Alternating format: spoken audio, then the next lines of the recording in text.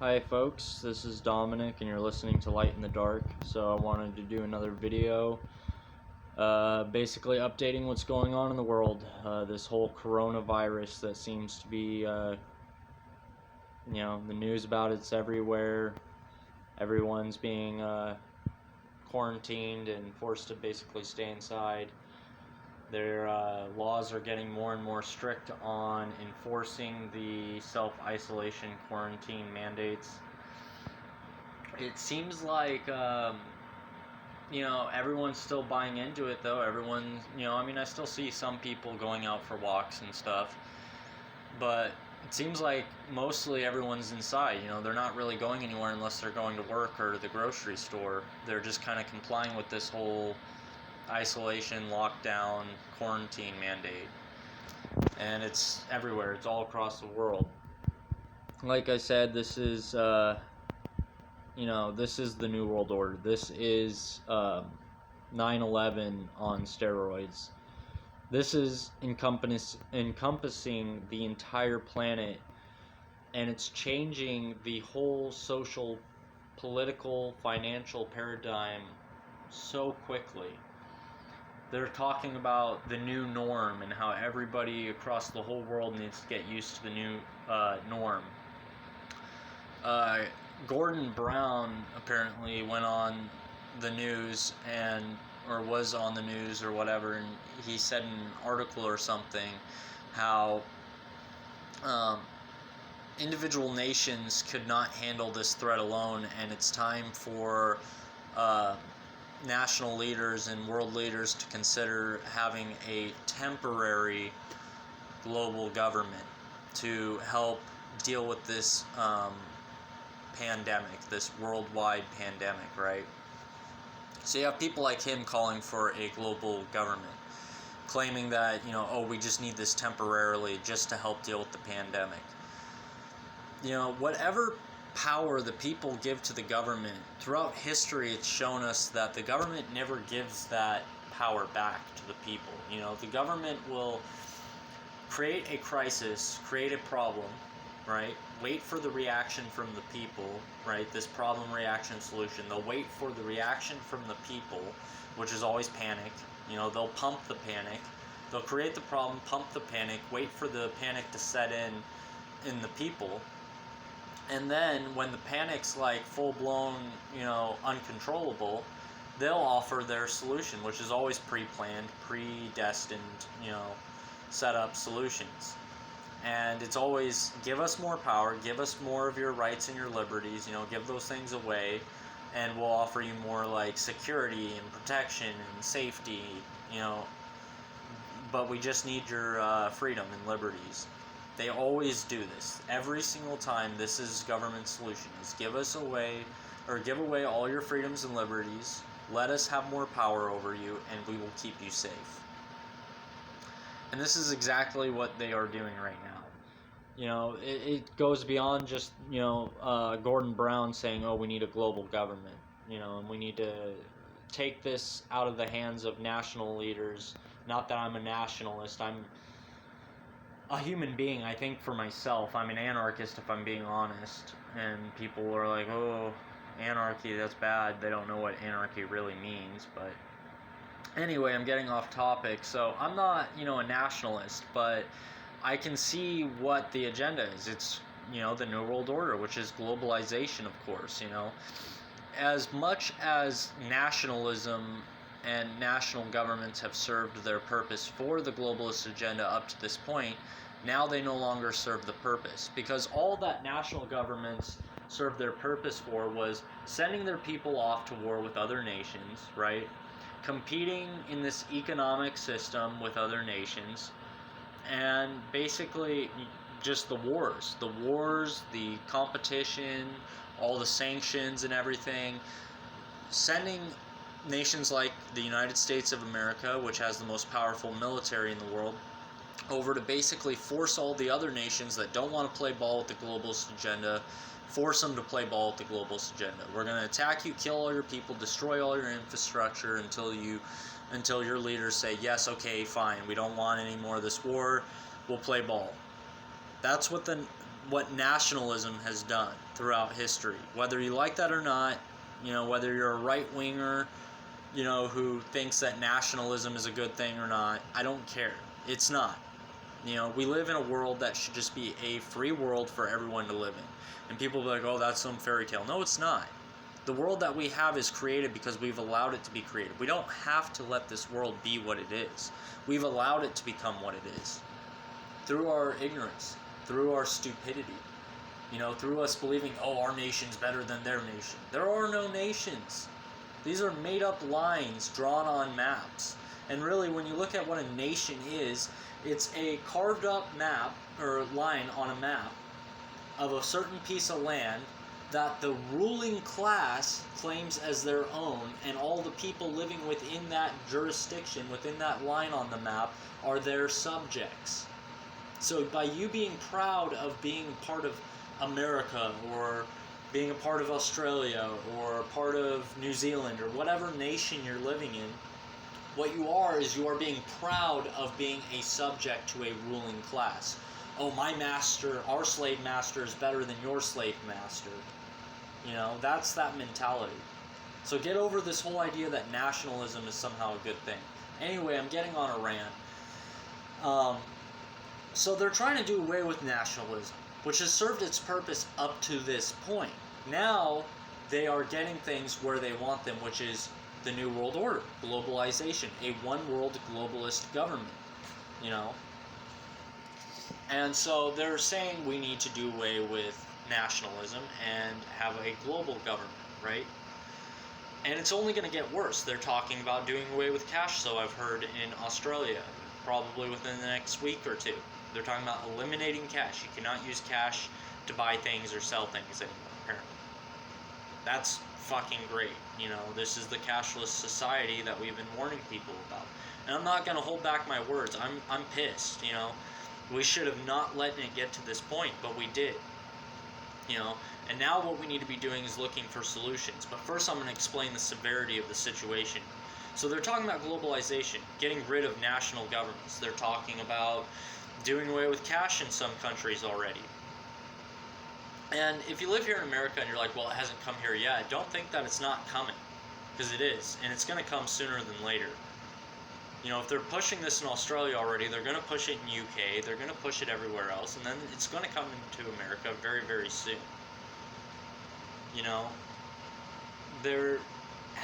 Martial law is taking place, or at least it's on the verge of taking place.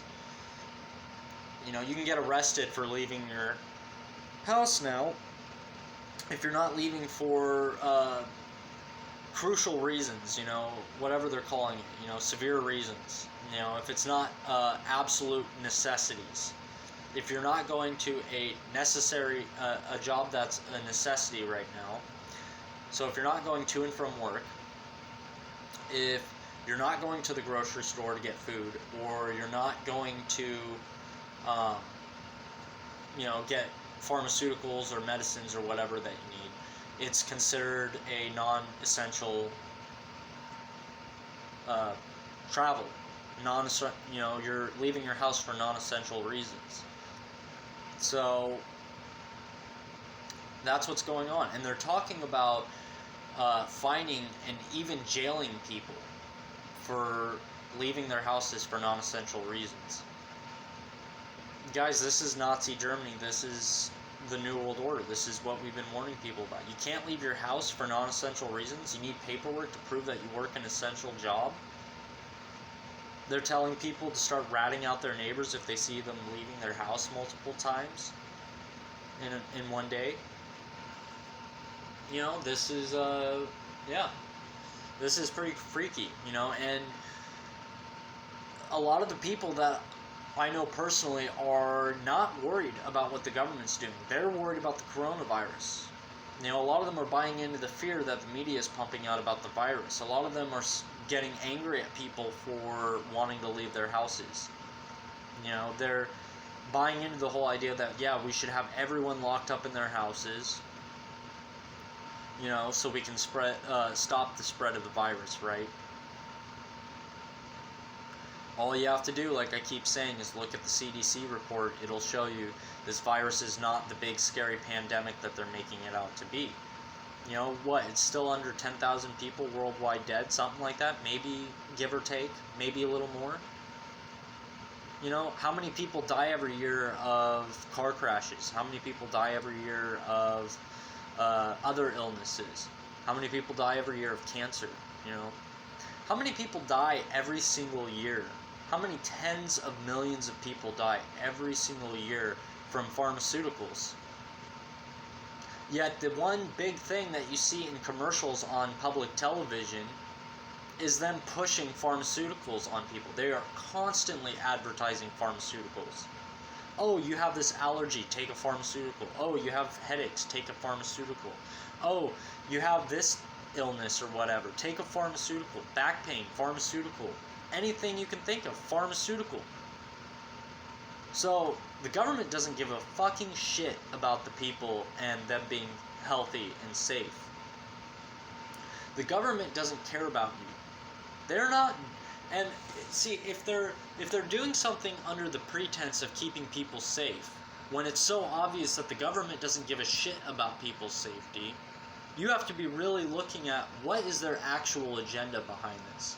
Because if they're pushing this whole self-isolation quarantine thing so much, you know, and they're claiming that it's for people's safety and to keep them safe, when the government pushes one of the leading causes of death in the world, which is pharmaceuticals on people every day, you don't see them talking about how, yeah, we need to get rid of pharmaceuticals, or how we need to get people back on natural medicines, or get back to healthier foods. No, they push pharmaceuticals on people when it kills tens of millions of people worldwide every single year. So if they don't give a shit about your health, so if they're talking about locking people inside their houses for their health, you know, what's their real agenda? Obviously, it's so they can take away more of people's rights and liberties, enforce martial law worldwide. Obviously, they're trying to do away with cash with this. Obviously, they're trying to collapse the global economy. You know, what about 5G? You know, not very many people are talking about 5G. I've seen at least 5 or 6 new towers built just within Thurston County, which is the county in Washington State. That's the area that I live in. I've seen 5 or 6 new towers built probably within the last couple months. You know, they are going full steam ahead with these 5G towers. How do we know that a part of their agenda of having us all locked inside our houses is so that they can roll out more and more of these towers full steam ahead without any type of pushback or feedback from the people? Because we'll be all inside our houses. We won't be out there to see what they're doing. Not that people ever look up anyway and pay attention to what's being built around them. You know, whenever I drive by these towers, I'll look at them. I'll point them out to my wife, or I'll point them out to whoever, you know. But I see other people, they're fucking just staring at the road. Oh, I gotta get to work, I gotta get to work, I gotta get to the grocery store, I gotta go pay this bill. They're not paying attention to these 5G towers being built around them, nor do they give a shit. You know, I'm not talking about everyone, I'm talking mainly about the sleeping masses out there that just don't seem to care. And it really doesn't seem to matter how much the system pushes and pushes the people and how many of their rights they take away from the people. I don't ever see the people push back. You know, it seems like the sleeping masses just don't care. They're like, well, I still have food in my belly. I still have my job. I still have my house. So I don't give a fuck. They can take away every freedom they want from me. I don't care because I still have what I need, right? Even though the government's talking about up and coming food shortages. What's going to happen when the supermarket shelves continue to be empty and people start running out of the food storage that they went out and bought from panic, from this whole media pumping out fear buy all the toilet paper you can. Not that I'm saying buying food storage is a bad thing, because I'm a prepper and I've had food storage for a long time. But the panic buying was a planned thing too. It was to create this, situation where they weren't going to be able to restock the shelves fast enough for the supermarkets, for the demand of people buying massive bulk all at once, right? And so it creates this deeper, stronger level of fear in the public mind. Oh, the supermarket shelves are empty. Oh my God, and they're all freaking out and stuff, and they're really believing what the government's telling them about coronavirus. It's the end of the world, right? Unless we let them lock us up inside our houses and obey every single dictate and command that the government pushes on us, right? Stay inside your houses. Provide paperwork to prove you're going to essential jobs. Only leave your house this many times a day. We're gonna have martial law and National Guard everywhere, and you're gonna be okay with it and comply with it. And everyone's like, yes, sir. And they have this is why they pushed out this panic buying all at once, so that the supermarket shelves would run empty. And look, I've been looking into the grand solar minimum, and there's bigger things coming along with food shortages, but that's another story. So don't think I don't know what's going on with that, because I do. I've looked into the grand solar minimum. But the empty shelves right now, are a result of the grand solar minimum, but mainly they are a result right now of people panic buying and just buying entire shopping carts full of canned foods, bags of beans and rice and stuff, right? And toilet paper, of course, because that's what you're going to buy when supermarkets are running completely empty of food, right? You're going to go buy a bunch of toilet paper. So I don't really see the people pushing back. I see them going along with the fear, and they're just doing exactly what they're told. And what's going to happen, though, like I said, when people go back to the grocery stores and the shelves aren't filling up like they thought they were going to refill, right? They're not replenishing the shelves full blown. We might see the shelves a little bit more full, but they're still going to look pretty bare and empty. What are people going to do then? Because it seems like at this point, the only thing that's really going to get people up off their asses is if the food runs out. If they don't have access to food anymore. But at the same time, it also might get people to be even more complacent with their slavery and allow the government to do whatever the fuck it feels like. If the government's like, well, we have food stored away, we can feed you all, you just have to come to these soup lines like they did in all these communist regimes, where they would have all the people give up all their private property, all their rights, all their firearms and everything, right? And they would be completely dependent upon the government for their basic survival, which is food. And they'd go wait in these soup lines for food, right? How do we know that's not going to be the next thing? They're just going to, let this grand solar minimum take its course. Food shortages are already in effect right now. They're already happening. Crops are failing everywhere. And even the excess food that they still have, they're keeping it probably stored away in warehouses to create even a more extreme fear of scarcity in the minds of the people. If you keep going to the grocery stores and they keep having bare shelves, people are going to be even more in a state of panic and fear. And then if the government comes along and says, well, we'll feed you guys, you just got to wait in these soup lines, basically, and you got to let us enforce more laws, more control over you, the people are going to be like, okay, fuck, as long as I can eat, that's fine with me. I don't care.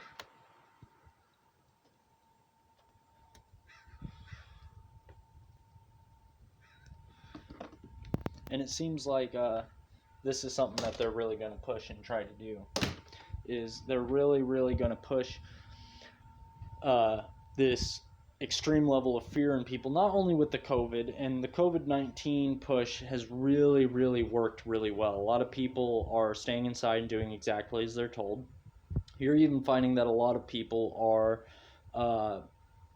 getting very angry and hostile towards the people in their communities, their neighbors or whoever, who don't want to stay inside. So the mind control is working so well on those who are asleep that they're actually policing the people around them. They're actually being the ones to ridicule them and, beg for prosecution on them for leaving their houses more than once a day. you know this is the situation we are facing. And I really want people to think for themselves. When I get my information on the updates of what's going on in the world due to this coronavirus, I don't go to Fox News. I don't give a shit what Donald Trump has to say, because I know it's all a bunch of bullshit. I go to credible channels, and whether you view them as credible or not, I don't care. These guys speak the truth. They may get some things wrong, but for the most part, they get it right. I go to people like Max Egan, Vinny Eastwood, David Icke. The list goes on and on. The Corbett report, James Corbett. I go to all these people for my information, and so many more. And if you watch what they're telling you, it makes a great deal of sense what's going on. And all you have to do is go outside and look around you, which we're not allowed to do, but all you have to do is go outside and look around you to confirm that a lot of the things they are saying is true. There's all these 5G towers being built around my neighborhoods and stuff, all during this time while they're having this lockdown. It's not coincidence, and I'm really scared of what the future is going to look like, if we allow them to do this. I think it's going to look like the Bolshevik Revolution worldwide on steroids. They're going to massively depopulate the people in horrific ways, through starvation, through sending military UN soldiers all over the world to kill off a bunch of people who refuse to comply with all the new laws and everything.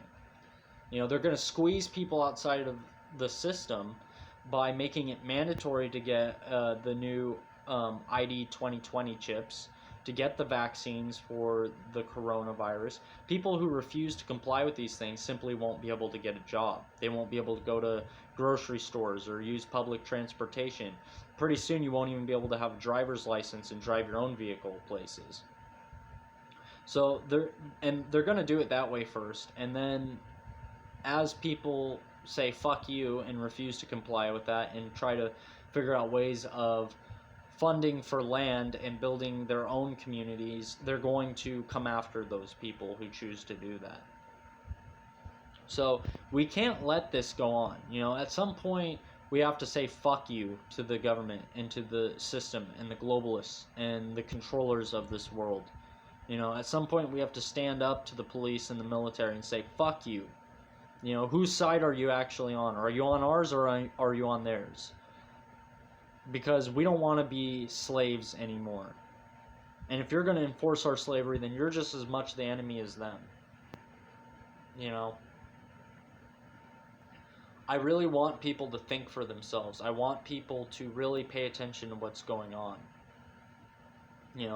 And I'll give a short list of things that you can do to combat what's coming. First of all, do the shadow work on yourself. Do the self-reflection and healing that you need to do so that you can actually be a positive influence on other people around you. There's a lot of awake people who still have things that are holding them back from really trying to influence other people around them. They just kind of hold all the knowledge to themselves, and it's because they still have things that they need to heal within themselves, that they need to work on. So do the shadow work on yourself. Gather the knowledge and the information of what's actually going on here. Do the shadow work of your own personal traumas and setbacks and heal those things so that you can be a positive influence. Then, number 2, once you've done that shadow work, build communities around you. Get to know your neighbors. Build common unity within your communities, right? Get to know your neighbors, build some type of bond between them, even if it's just a very mild one. Just be friendly and nice to them. Offer them help with certain things, just be nice. That way they'll be more inclined to listen to you when you try to drop truth bombs, on them, and you try to share information with them. And they'll have your back when the state is coming after you and trying to violate your rights, they'll see that, there's a bunch of police standing outside trying to violate your rights, and they'll be like, hey, that guy's a nice guy. He's never done anything wrong. He's tried to come out of his way to help me and stuff. He always says hello to me when I come by. What's going on here? And then they'll step outside and be like, hey, what are you guys doing to him? What did he do? So build common unity within your communities. Then try to decentralization would be step 3. Try to figure out ways to do trade and barter with the people around you. Try to go to farmers markets. Now, I know this is hard with this whole COVID-19 thing, but this is something that we should have been doing for years and years and years, and I haven't been the best about it. I haven't been the best about building common unity within my communities. I can admit my fallbacks, but I'm just speaking the truth. These are things that we need to start doing. We need to try to decentralize by doing trade and bartering with people around us.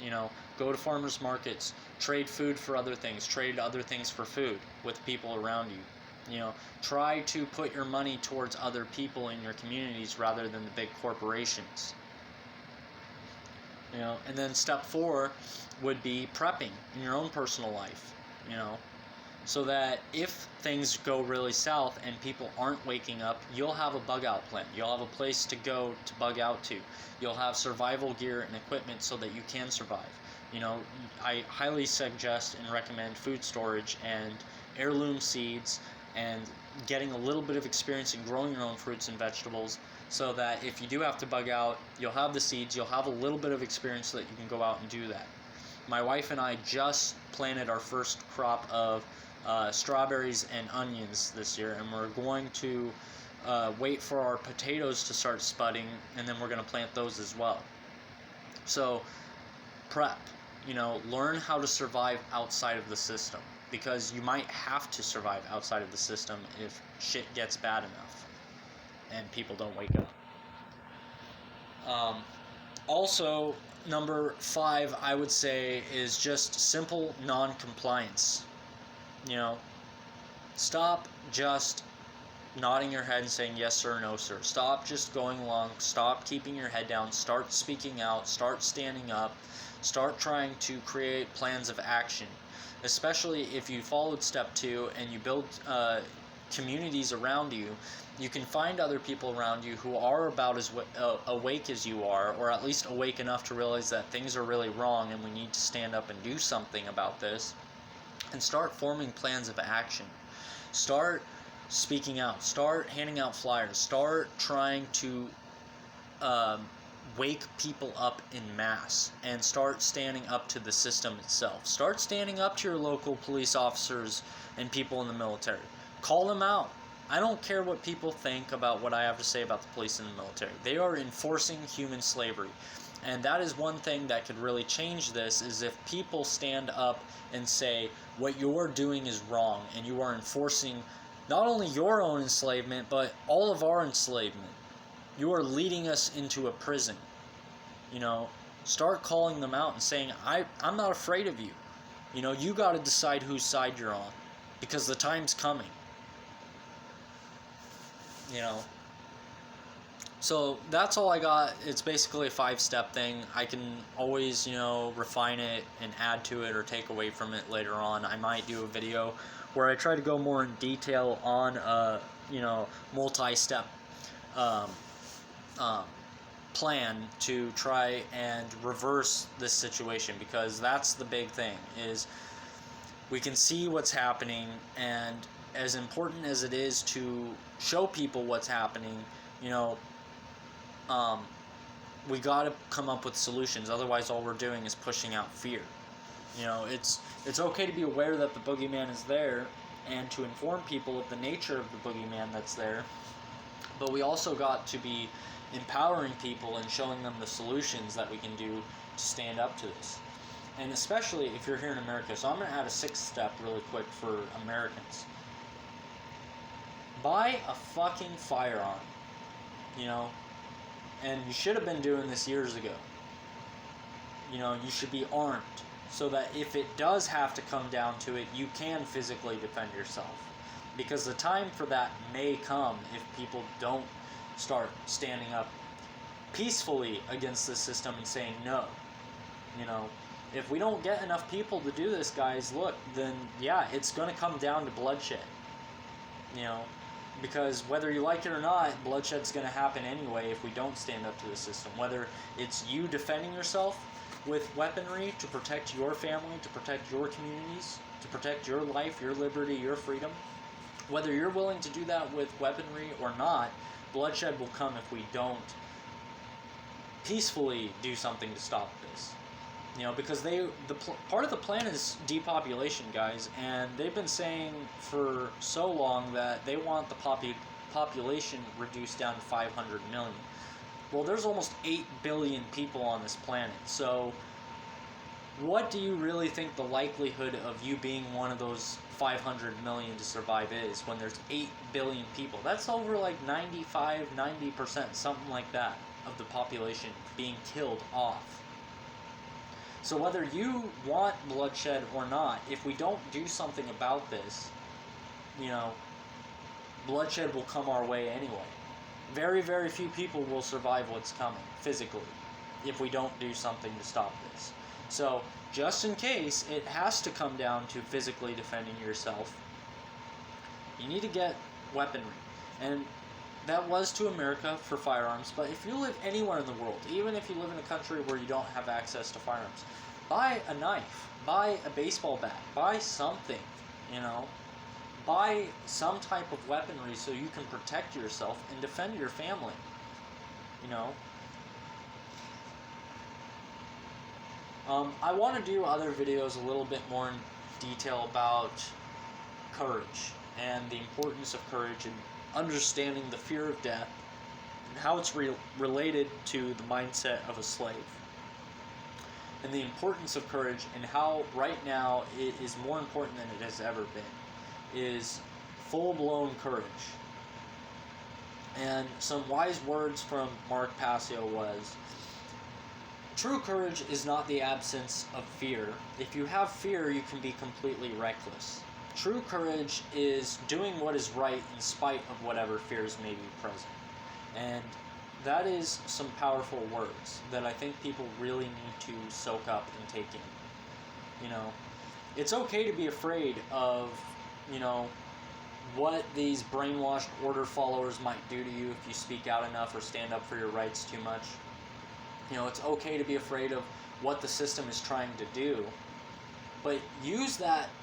But don't be in the mindset of fear, right? Don't succumb to the fear. It's okay to be concerned. It's okay to feel a little bit of fear here and there in the wake of all of this. But it is not okay to let the fear take over you. And it is certainly not okay to let the fear take over your values, your principles, and your love for freedom. Freedom trumps everything, including the fear of death. You know, and that's what true courage is doing what is right in spite of whatever fears you may have, including the fear of death. Being truly courageous is putting yourself in between tyranny and your values, right? Putting your life, your body on the line. You know, knowing that behind me I have my principles, and in front of me is tyranny, and I'm going to stand firmly in front of my principles and say no. You know, that's the mindset we need right now from people. So I carried out the video far too long. I just really felt like people needed to get this message. Really weird things are coming, you know. The whole global shutdown is full-blown right now. They are trying to do away with cash. They are enforcing martial law. They are enforcing people having to have papers on them to prove why they are out in public, you know, or they're going to start enforcing it. They're handing out papers for it anyway. We're seeing the rollout of the 5G towers everywhere, more so than before. And the list goes on and on. You know, they're doing so many things under the pretense of combating this virus. And the sleeping masses are unfortunately eating it up. And I suggest, you know, I believe that they are going to try to shut down the internet pretty soon. So all I can tell people is really try to wake up your friends and family right now while you can.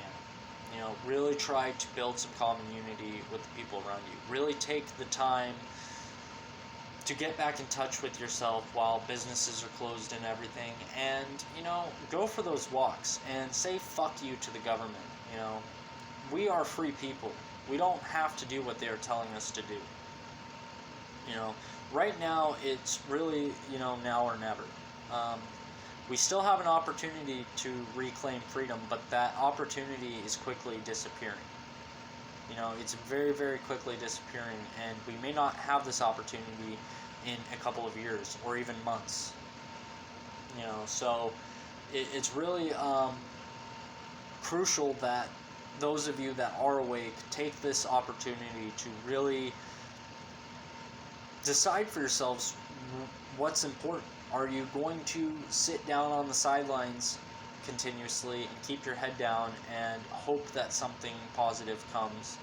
Or are you going to stand up and realize that the only way we're going to turn this around is if we get up off our asses and start standing up for our freedoms and our liberties and our rights?